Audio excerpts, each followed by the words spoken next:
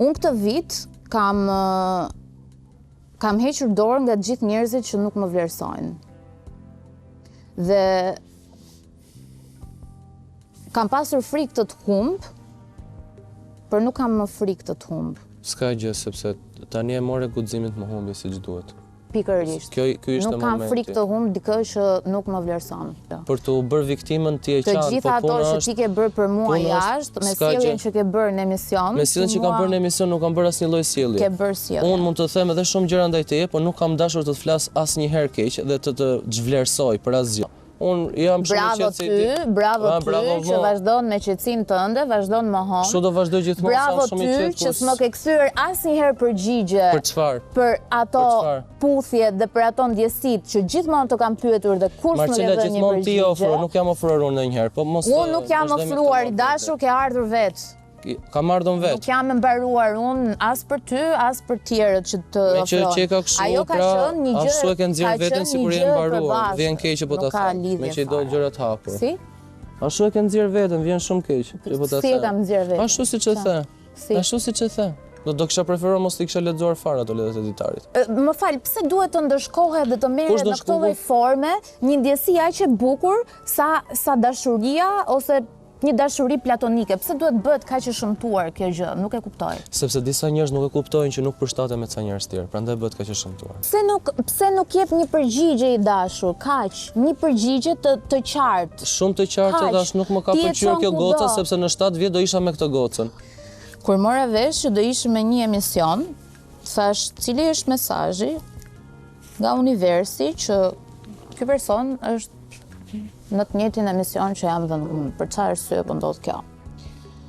Dhe kjo, tani e mora përgjigjen, është për të mbyllur një kontratë shpirtërore, siç quhet, në gjuhën universale. Nuk kam asnjë lloj ndjesie për këtë pjesë që ti ke. Dgjoj, nuk e di a ke informacion për kontratat shpirtërore, janë kontratat që shpirtrat shkruajnë me njëri tjetrin përpara se të vinë tokë. Ti mi që e ke parë kontratën me ke, më thuaj se unë së di ti në fakt. Dhe mendoj që fakti që jemi të dy në këtë emision ishte për të mbyllur atë që lam për gjysëm, në sensin që kur unë të shpreha dashurinë, ti nuk më the mua asnjë gjë dhe thjesht u zhduke, domethënë duke ndënjur gjithkohës bashk, u zhduke sikur mos kishe ekzistuar fare. Dhe një njeri që ka këtë lloj ftohtësie ndaj dikujt që të shpreh dashurinë, mund edhe të kishe thënë, o Marso, e vlerësoj, mirë pafshim, po jo nuk the një fjalë, the zero fjalë dhe u zhduke kështu. Të kam vlerësuar për çka ke pas në ideologjitë tua, por nuk është se kam pas as tërheqje shpirtërore siç e thua ti dhe as tërheqje fizike, okay? Unë nuk thash tërheqje shpirtërore. Mendimet që kemi pasur kanë qenë ato gjëra që mua më kanë pëlqyer, po kaq. Ti e tregove të gjithë konsideratën dhe të gjithë dashurinë dhe respektin që ke pasur, e tregove me këto lloj fjalësh dhe reagime që bëre. E tregova, edhe ti e tregove me mënyrën se si analizove gjën. Unë jam shumë e sinqertë dhe të gjithë teleshikuesi do thosh, teledëgjues. Sido që tjetë, unë të thash edhe shparë. Ma thuaj s'ka gjë.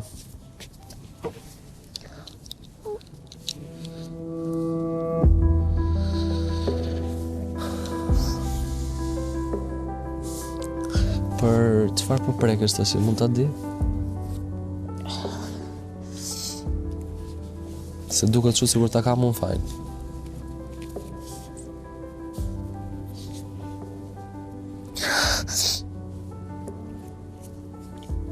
Thjesht të thash dhe shparë që unë heq dorë nga shoqëria jonë. Nuk erdha dhe nuk e thash në emision që unë të hapi as një lidhje për njëri tjetrin, as thoja që unë kam qef apo tim ke qef, as një gjë aktuale. Thjesht gjërat i thash, e shpreh atë gjën e bukur dhe pastaj eskaluan këtu ku janë. Dua që këto dhurata ti mbash si një shenjë të dashurisë së pastër dhe besnikërisë që unë kam pasur për ty. Dhe ti e di shumë mirë që unë e kam pasur. Shumë faleminderit. A mundem t'i hap tani? Po. që them, unë ti një vorbull që s'di që të them, ja. Nga i tem tjetër, nga i shërë, një gjë tjetër durat fund. Dhe si me ta mortësh. Thu pas edhe hidhe, pulli. Kur ti ke nejtë shumë mirë me mu dhe di si unë i ruj gjithmonë gjonët. Për të qik. Kemi styrën që.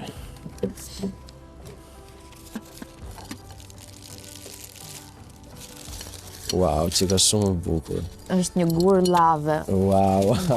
Gur vulkani. Kjo krijohet kur shkrirja e gazit edhe hirit bëhet bashk. Mund ta jap një përqafim për këtë ratën të paktën, në që është dhe hera fundit që fita kohë. Wow, po kjo, çfarë është? Ky është një kristal, quhet Blue Golden Stone, edhe ka shkëlqimin si yjet e universit. Dua të them dhe një fjali të fundit që nuk dua, e di që kemi shumë njerëz përbashkë që na shohin, edhe e di që si ndihesh edhe ndihem njësoj. Por më besoj që këta njerëz nuk e kenë fare vlerë 5 deri në 10 vjet mbrapa, por do ketë ajo që kemi ndarë bashkë. Si do qëtet puna, pavarësisht se ka lohatje ule ngritje, po në fund ditës do ngilet një kujtim i bukur. Si nga ty, si nga unë. Kështu që për pjesën se qa mendojnë tjere, ti e di që mua nuk është se më ka interesu një herë shumë. Kështu që ase vras më ndjen fare. Faleminderit shumë. Sinqerisht të vlerësoj. Pavarësisht gjërave që më ke bërë, po. Edhe zhduk.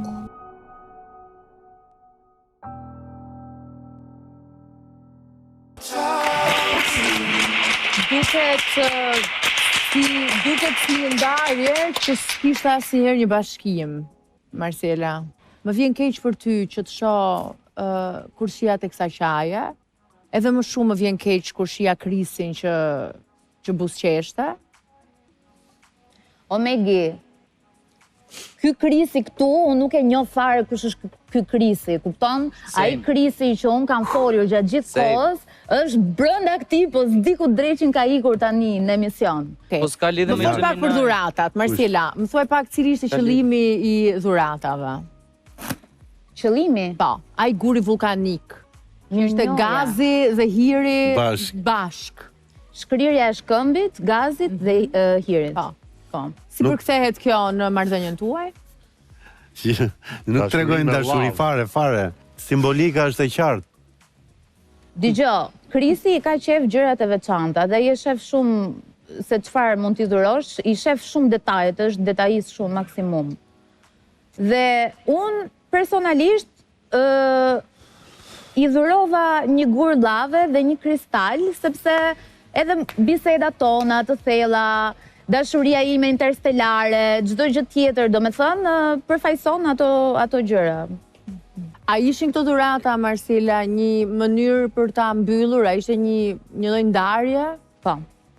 Atëherë, dhuratat unë ja kam bërë për çdo gjë që ai ka bërë për mua, se unë nuk i kam dhuruar ndonjëherë diçka. Më së shumti ai ka bërë për mua. Kështu që i ka totalisht merituara si shenjë mirënjohjes time. Gjithsesi desha me thonë dhe diçka tjetër, ta them, me aq sa e njoh Marcelën, është prekur sepse tha një shprehje që tha unë e mbyll këtu shoqërinë tonë. Nuk është fakti që dashuria e zjarrt kështu etj dhe Marcela domethënë qau për atë pjesë. Unë kështu e shoh për veten time, nga që e tha aq të prerë dhe ajo di se si jam unë kur mi pret ca gjëra dhe unë nuk të bezdis më, kupton? Sinqerisht ta them, po aktronte te disa gjëra. Jo. Po te disa gjëra po aktronte. Unë të njoh Marcel. Unë të njoh. Jo, unë të njoh. Dhe gënjeshtar si që qënë këtu, kur në historikën tonë, unë të kam parë. Pyetja 1 milion euro, jo dollar. Çfarë do bëhet me dhuratat? Ku janë dhuratat? Dhuratat janë në dhomën time për momentin. Dhe çfarë do bëhet me dhuratat? Do fshihen kur dikush tjetër do hyjë te ajo dhomë? Jo, s'ka lidhje. Do jenë aty. Dhuratat janë dhurata, ngelen aty. Është respekti që kam ndaj atij njeriu, pse do t'i hedh ti fshi.